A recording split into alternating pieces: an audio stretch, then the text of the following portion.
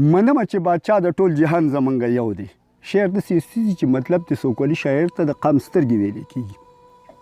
منمه چې بادشاه د ټول جهان زمونږ یو دی، پرچه زمونږ یو ده، امتحان زمونږ یو دی، قومونه به بیل بیل خو قرآن زمونږ یو دی. هیڅ شک په دې کې نشته دی چې یو زمونږ الله دی، یو زمونږ مکه ده، یو زمونږ بیت الله دی، ملګرو یو زمونږ محمد رسول الله دی. او په دې ټوله وینا باندې زبان زمونږ یو دی، پرچه زمونږ یو ده، امتحان زمونږ یو دی، او قومونه به بیل بیل خو قرآن زمونږ یو دی. او باچا دی که وزیر دی که افسر دی که کلاسپور دی، غریب دی که مالدار دی او که سپین دی او که تور دی، روان دی آخرت ته هر سړی ګاډي کې سور دی. په ورځې د قیامت باندې میزان زمونږ یو دی، پرچه زمونږ یو ده، امتحان زمونږ یو دی، قومونه به بیل بیل خو قرآن زمونږ یو دی.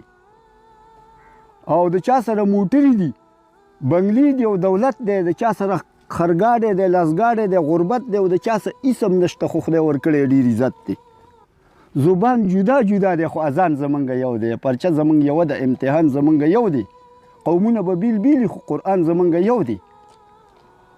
او که سوات دی که بونیر دی، پیښور دی او که دیر دی، که خان دی که نواب دی که باچا دی او که فقیر دی، که خان دی خوشحالیږي او که ګټ د ځان په ویر دی، خو د ټولو لار یوه ده، قبرستان زمونږ یو دی، پرچه زمونږ یوه ده، امتحان زمونږ یو دی، قومونه به بیل بیل خو قرآن زمونږ یو دی.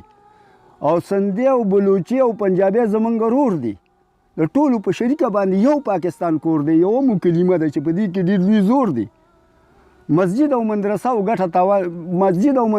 ګټه نقصان زمونږ یو دی، پرچه زمونږ یو ده، امتحان زمونږ یو دی، قومونه به بیل بیل خو قرآن زمونږ یو دی. او په دې دنیا قیامت کې به اشنا د هغې ډلې سره ولاړې مجبوره چې په دې دنیا د کمې سره لاړې، که ډله دې غلطه او په سرو سترګو به جاړې. نظام مصطفی باندې ایمان زمونږ یو دی، پرچه زمونږ یوه ده، امتحان زمونږ یو دی، قومونه به بیل بیل خو قرآن زمونږ یو دی.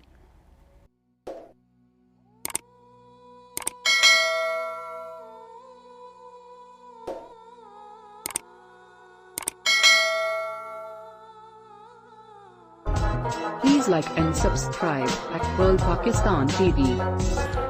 हमारे चैनल को सब्सक्राइब करने के लिए नीचे दिए गए रेड बटन को जरूर प्रेस करें और बेल आइकन को प्रेस करना ना भूलें ताकि आने वाली वीडियोस की नोटिफिकेशंस आपको सबसे पहले मिले।